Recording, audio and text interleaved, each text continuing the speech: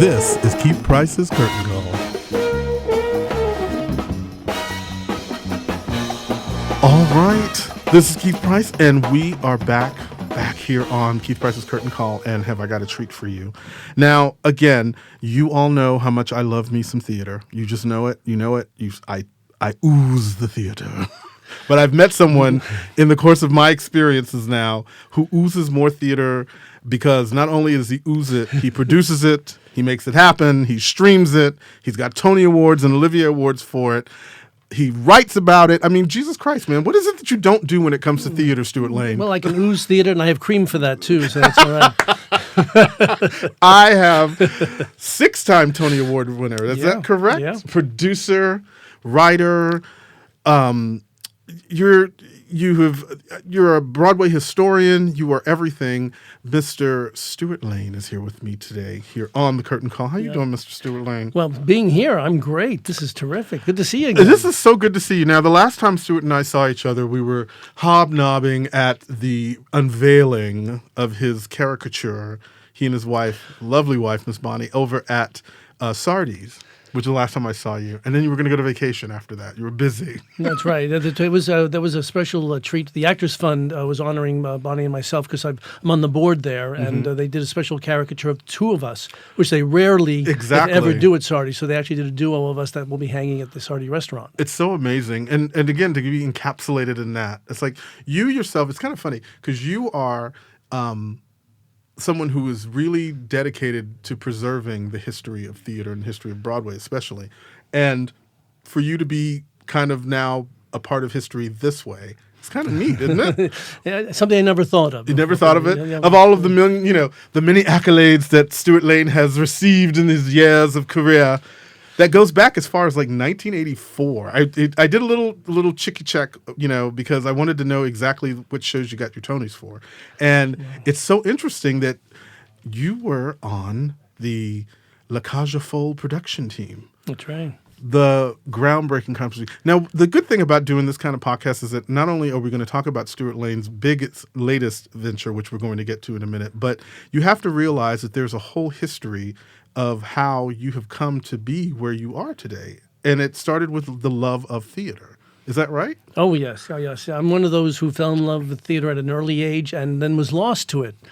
It's wow. I'll tell you a quick version of... We have plenty of time. You take your time, darling. Well, I grew up here on Long Island, New York boy, and my next door neighbor who lived down the block was a guy named Ricky, 3rd, 4th, and 5th grade. We were best buddies, hung out all the time.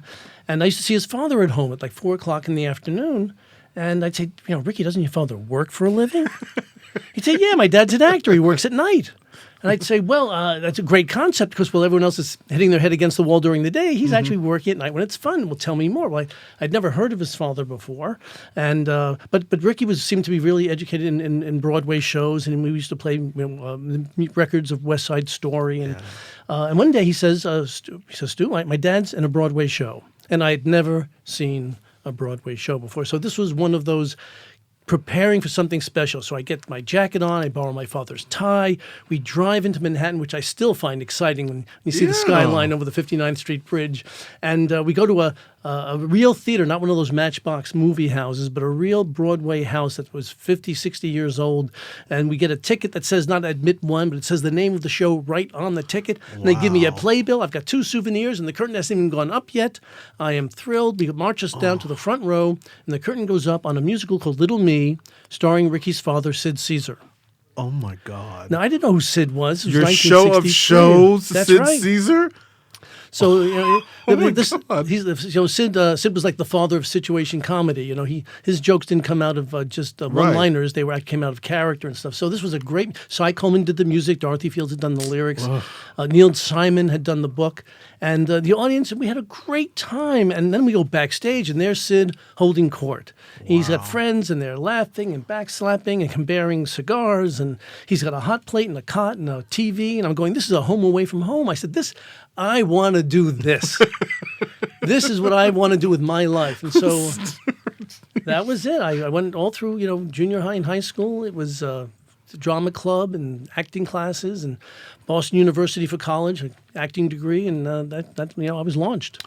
Wow. Stewart Lane with me here on Keith Price's Curtain Call. And again, it's interesting because you were able not only to get that close to theater, but not even realizing in the moment that you're talking to theater royalty. Like, That came later. I learned all the I mean, he was a lovely guy when I met him. I didn't realize there were so many problems with the pills and the alcohol drinking, and the yeah. intensity of it all. And Ricky was lovely. He had two nice sisters. His mother was very nice. So, but they soon moved out to Beverly Hills about 4 years later. wow. And I never saw him after that. Wow. I wonder where he is right now. Don't know. No. You know, we could just Google him, right? Stewart Lane. You can today. It's like, so wow. It's like, again, I'm so fascinated because that is part of what I like to look at, as many people do, is like, that's kind of in that era of the golden age of American theater. I mean, you were right coming off the cusp, I guess, of the golden age, because, the 60s is when it started to turn and become a little bit more about what was going on. Which, by the way, because of books like Black Broadway, that's a nice history of the theater through the African American experience. One of the books that Stewart Lane has written. Thank you very much. It's sort of like that was the 60s was one of those periods of theater history where, the politics of the day were actually getting infused really intensely in theater. And so you started seeing stuff like Hair and all of these groundbreaking pieces, body mics, the whole thing. Everything was going crazy. Multiracial shows, no strings, we're tackling more controversial subjects. It was a real transitional period from, say, traditional musical theater and comedy, from ending with, say, Fiddler on the Roof, going to more experimental styles like Chorus Line and Hair, as you said. And it's great, though. Well, it was learning about social relevance and what theater can do. You mentioned La Cage aux Folles. This wasn't just a musical that I felt was entertaining and funny, but it also had a major social message to send to people. What's important in life, what's important with people. So it became a cause with all of us. So between Jerry Herman and myself and Arthur Lawrence and Barry Brown and Fritz Holt and the whole group that was involved with it, Gene Barry, this became Harvey almost... Firestein? Harvey writing the book to the show. God, he was like Chicken then, wasn't he? He was like, what a baby. He had just come off a Torch Song trilogy or so. So this was his Wow. first book musical. And again, a team effort and everyone really pulled their weight because it was more, it was that theater experience that we try to recreate all the time. I love it. Stewart Lane with me here on the Curtain Call. And, it's funny because we talked about your first moment with Sid Caesar. Then we push you right into working with all of those great names for La Cage aux Folles. How then did you parlay your life from going from being an actor, which is what you studied, to becoming the producer that you are today? Like, what was that transitional moment when it was like, okay, I don't want to act anymore, I'm going to produce? Well, in one sense, it was a major transition because instead of being backstage all the time, where you're dealing with character and motivation and intent, you're dealing with the front of house. The boiler, the tickets, the patrons, the W-2 forms. That becomes much more intense on a different level. The union. Right, and you're not even allowed backstage at half hour as a house manager. So I was working as an assistant house manager here at the Brooks Atkinson Theater during Same Time Next Year and Tribute later with Jack Lemmon. And so I was learning more of the practical things. What happened was I loved, as you say, I loved the theater, and I felt that after 5 or 6 years in the acting field, I joined Equity, SAG, and AFTRA. That it was hard going with my hat in my hand for the next job constantly. And I'd work 6 months, and then the next 6 months I'd go to acting classes in the gym. And just how much can you do that?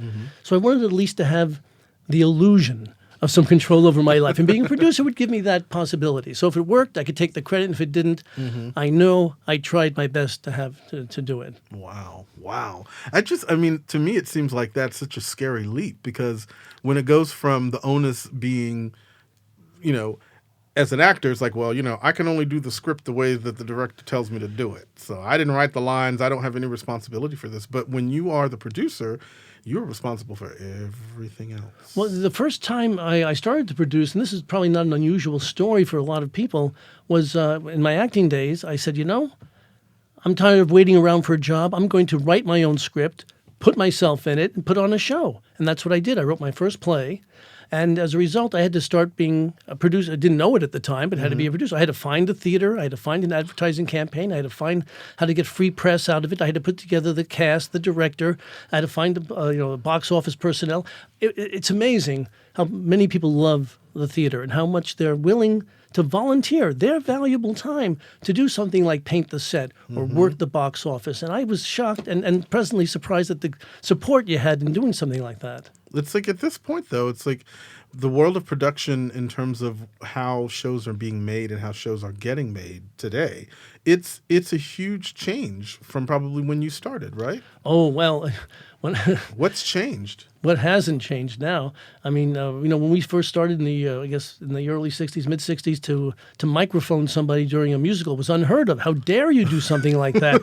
It's not live theater anymore. Well, now, of course, everything's mic'd. Everything's Stages, mic'd. the orchestra is mic'd. Once you change the dynamic of an instrument like that, they don't have to be in the orchestra pit. They could be, and I've done this in a couple of shows, they were in a dressing room on the third floor. The entire string section was up there. And no one knows the difference because it's being mic'd. Because it's being mic'd. Again, it's like, I'm trying to think, who was it that I heard that one of the first shows that started the body miking was like Promises, Promises or something like that. That's probably about right, yeah. And ever since then, you don't get the belters like the Mermans. No, you don't. You get the whisperers that expect it to be picked up by the mic. It's also kind of an interesting challenge when you start dealing with people who aren't used to the stage, but they are used to TV, soundstage. Right. Because they expect the camera to pick up an eyebrow lifting and the mic to pick up everything. So it's a real different form of acting now. I love it though. It's such a tremendous experience. But now let's talk about, here we are with Stewart Lane, who is 6-time Tony Award-winning producer. How many times have you won the Olivier? Oh, I won one Olivier, but doesn't there's matter. still time. There's still time. What I find so fascinating about the whole world of production, because you've done both plays and musicals, but mostly musicals. Well, right?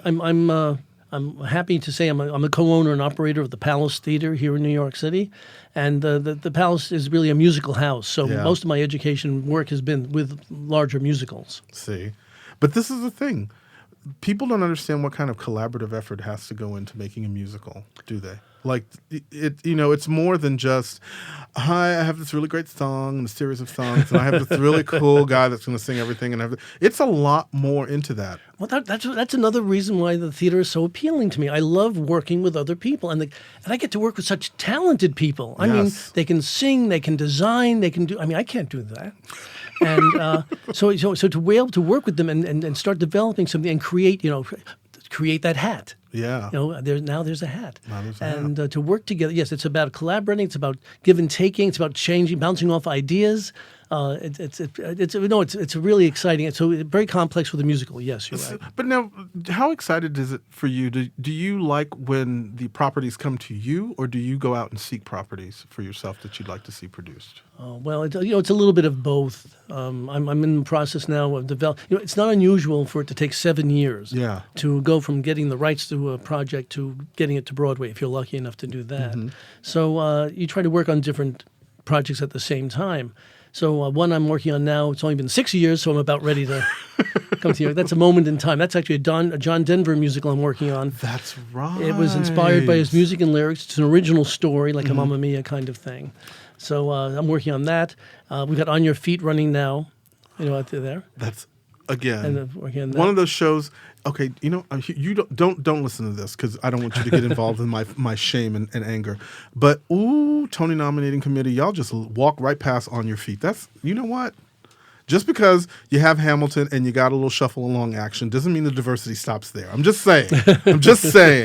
Lea Salonga could have had a moment in Allegiance too. I'm just saying. If you wanted to give away awards, but it's sort of like, again, these are shows that are breaking through. It's sort of like you've written this book about chronicling not only the Jewish history in terms of theater, but you've also chronicled something, and we talked about this a long time ago, about the African American experience, and how I remember when I got my copy of the book, one of the things that I was so thrilled about is that you really took the time to truly bring out the conversations and the stories about things that are happening in the theater or were happening in the theater at the time as you were moving through the history.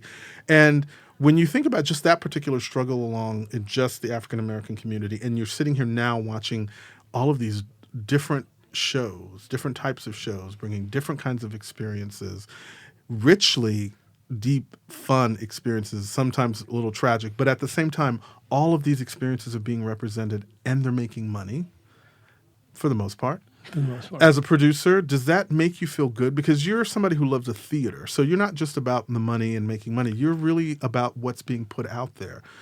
Does it really kind of fill your heart a little bit to see what's happening right now with a lot of the shows that are, especially with the nominating shows, the shows that have been nominated for different kinds of awards now?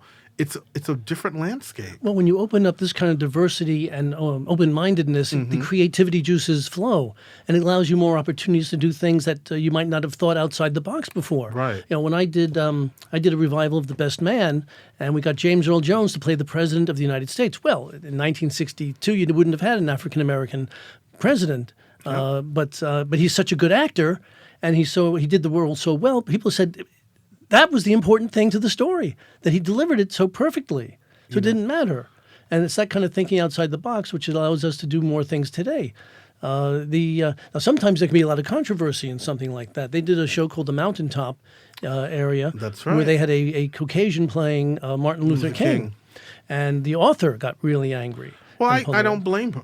Was it Katori Hall's place? I can't remember now. It wasn't Katori Hall. Was it Katori Hall's? Not sure. No. Damn it. You know what? I have the computer in front of me. I can look it up. But needless to say, it's interesting because when you're talking about, as a producer, when someone would have come to you with that idea and said, "Hey, why don't we make Martin Luther King white?" Well, what does the producer say after he's consulted with the rights of the playwright? Well, you have to get the playwright's permission. Let's start with that. But it's funny. I was on a panel with Sheldon Epps, who's an artistic director of Pasadena Playhouse, and he's also directing my show coming up. And I said, we've reached a point now where we can mix race and certain roles. Certainly in plays that it's not an issue in the play. Certain plays might have a universal appeal to it, like Wake and Sing, right? Clifford Odets' play. But when you deal with specifics, we're not at a stage now where you might have an all-white cast doing August Wilson plays, right? Because it wouldn't be appropriate for that. And it wouldn't make sense. Wouldn't make sense because that's what the plays are about. Right. See? It's like, my partner and I went to go see, Sheldon Harnick is having a fabulous year right now. Sheldon Harnick, if you guys don't know. God bless him, yeah. Yes. The lyricist for She Loves Me, Fiddler on the Roof, The Rothschilds, Fiorello. I mean, this guy has a long living history of writing and things. And it was so interesting because they did a production of The Rothschilds recently. And they're, it's a Jewish family, the Rothschilds is also, and they had a black guy playing one of the sons. And normally, I don't think that would have bothered me per se, but it just seemed odd. It's all of the other sons come out, and then it's this guy. And I'm like, okay, well, does this character have something deep and dark and symbolic that happens to him? So there's no, he's just one of the brothers. And I'm like, okay. I don't, to me, it's sort of like, I think that's some of those examples where when we're so busy trying to bring everyone to the table, it's like, but it's worth experimenting with. I guess. If it doesn't work, well, toss it out. But then the other side, I'm like, good, there's a black actor getting work, Yay! A paycheck's a paycheck. Exactly. You're going to be on the cast album. I mean, but at the same time, it's sort of like that need to try to make everything that way because seems a little bit over the top to some degree. Well, if that becomes the intent, I mean, I can go back to the Joe Papp days when he would do Shakespeare with whether you were Raul Julia or interracial or Lou Gossett Jr. I mean, it didn't matter with Shakespeare, right? So why should it matter in other plays as well? Now, if you were doing Raisin in the Sun, you'd be hard pressed to make that a Caucasian cast. Even though there are a lot of universal themes going to it, right. It's not about everybody. It's about this particular family in Chicago. Oh, man. But, Stewart Lane has all kinds of great conversations to have. But one of the conversations that I specifically wanted to have Stewart here for is because we are now, we've entered into this age now where we're having the diverse moments on stage. Everyone's stories are being expressed. So that's something that I don't think we were ready for 25, 30 years ago. But to see it now and have it flourish and have it become this next thing, I love that that's one of the things. But now we're moving into this modern age in which we are now utilizing the technology And one of the things that Stewart has done that I think is really just a genius is he is one of the founders of BroadwayHD.com. Now, Broadway HD is this wonderful new service that it's only a few months old, right? Yeah, we launched it at the end of October 2015. Right. And this is now something that I said to Stewart off mic that I wish that when I was 15 and was, of course, if the technology was the way it is today, and had access to the stuff that is on BroadwayHD.com, and you need to go to the website and check it out. And it's like you have managed to bring theater to people's homes, to their phones, to their computers, you have now taken it from being the experience that people are paying 150 plus, a ticket to see now, and seeing it at home.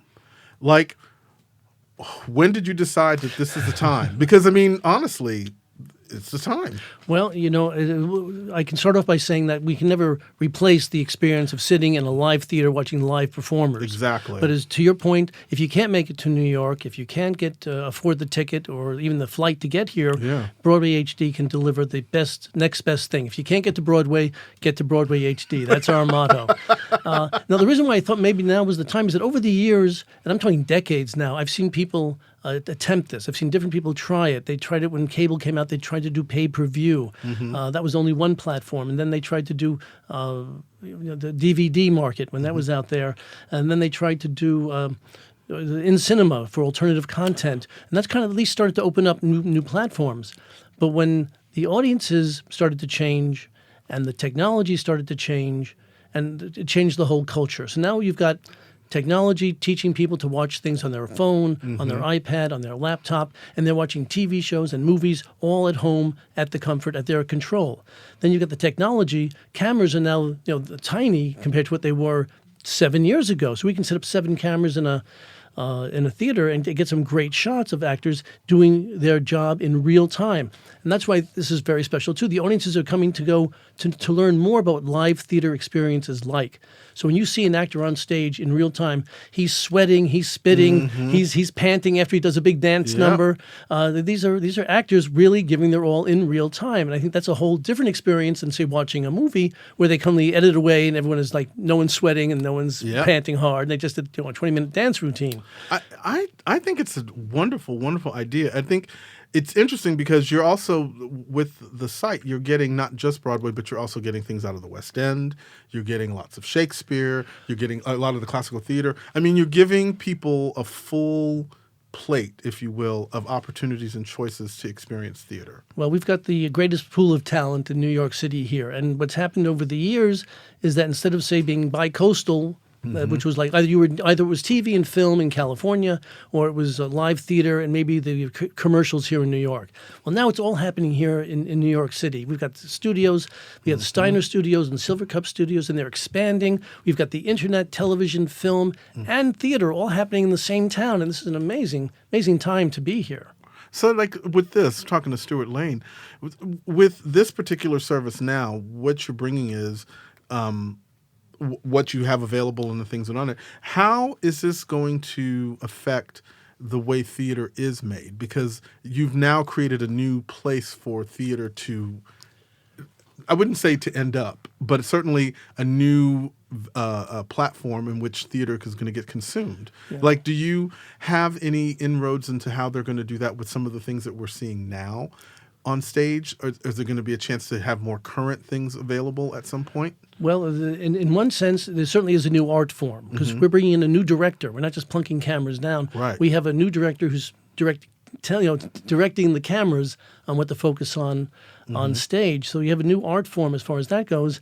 I don't think it changes the format because we don't want to change the format. We want to capture the show as it is. Right. Now, we've been able to actually shoot we did some live streaming, which is ultimately what I think we're going to be doing. Right. But we did a show called Old Hats with David Shiner and Bill Irwin. And we shot that and streamed that live. And you'll be able to see that soon on our after we edit it down now. We're going to fix it up. Right. And then we did Buried Child with Ed Harris.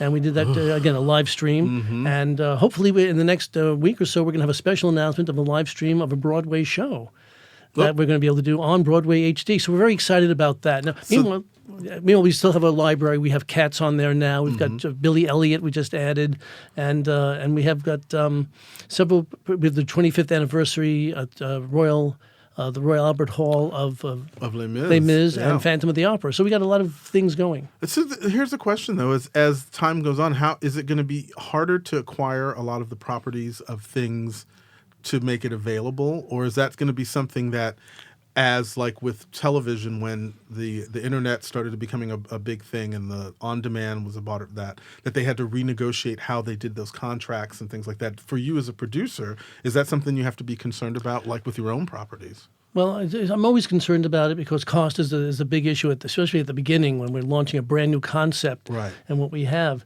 I will say that there seems to be a lot more people in the industry embracing the concept of it. Certainly, it's been proven it's a terrific marketing tool.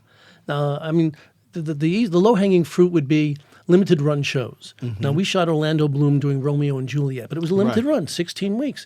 Not everybody gets to New York or gets to see him, and he's not going on the road with it either. Right. So to capture it, is good, and people are all on board with that. When I was producing Legally Blonde on Broadway, MTV came in, shot the show, showed it for an entire month, and ticket sales went through the roof. It also helped brand the show for the touring company, and in fact, the touring company did better than the New York production did. And I had heard at one point, too, because of that kind of explosion, that it's one of those shows that's being done in colleges. It's being done everywhere now because it's become so ingrained as a part of the mix. That's the power of what I think the internet can do and the streaming can do. So we can actually use this as a marketing tool to help enhance ticket sales, not cannibalize them. Wow. Well, Stewart Lane, again, this, for me with you, it's always this at first, I feel like I want to just basically be an intern with you and just follow you around. But it's like, I'm so old now. It'll be the embarrassing intern. But I think what you do and what you facilitate, I think, is really what's important. Because if it wasn't for the folks like you, there would be no shows. And and to be very honest, some of the shows that are like a La Cage aux Folles, for example, if people were not strong enough to stomach what was going to happen in terms of the time that play was done.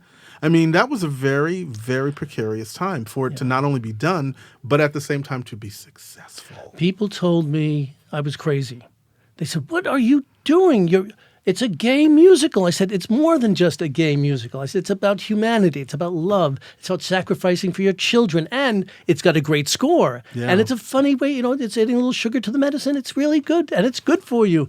And they're going, "It's a non-starter. Your career's dead." And so I can only say that one thing you learn is follow your heart. And don't be distracted by what other people say. Just stick to what you believe. And it works out. It did in my case.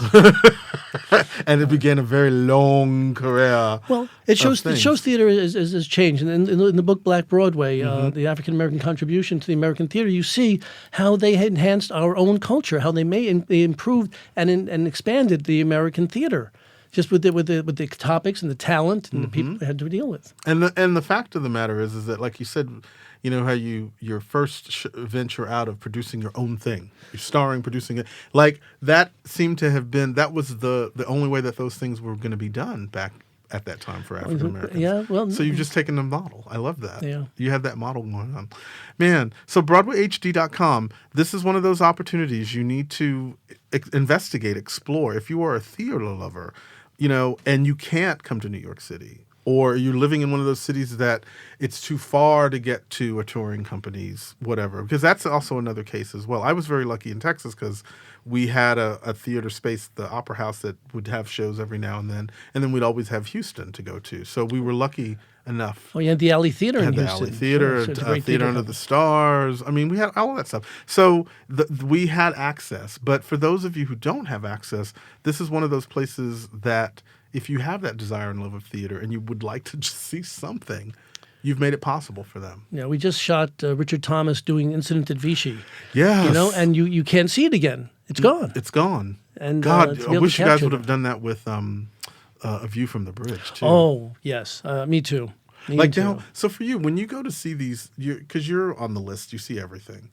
when you walk into these shows, do you now start looking at them and think, man, if we could put like 7 or 8 cameras in this space? Oh, definitely. Definitely. I look at, but as you implied, to get the intellectual property, get the rights to everything, very hard to do. And if it was made into a movie or it's based on a film, and a lot of shows are based on movies these days, that just complicates the rights. Right. So I've got to give myself more lead time, is what I've learned. I can't just wait, even a limited run, and they can be pretty limited. Yeah. 2 weeks of previews and 4 weeks, and then they're gone. And then they're gone. So I'm trying to jump on it now, like a season ahead. Or like, even some of the shows that start off really well, because, we were just talking the other day about how Tuck Everlasting has just closed. American Psycho is going to be closing. I was trying to shoot American Psycho. And these are all shows that, unfortunately, because the shelf life here is so short, it's another opportunity for it to live a little bit longer. It's like I get very excited when the cast recordings come out of shows that have closed, because if it's a show that I loved, right, like a Bonnie and Clyde or something, and it's gone, it's lost. It's lost if you don't have a cast recording. And so now you kind of up the ante. And, up the ante, and I'll say it's not just an archive where you stick one camera in the back. We've got multiple cameras, and we have a director, and we have an entire professional crew that comes in to shoot it. So it looks as good as it'll ever get. And that, again, BroadwayHD.com. This is one of those things that if you go to it, it gives you the opportunity to at least have that experience wherever you are. I'll add this. We just added Apple TV and Roku to it, so now you can get it on your big screen. So that means you have no excuse, people.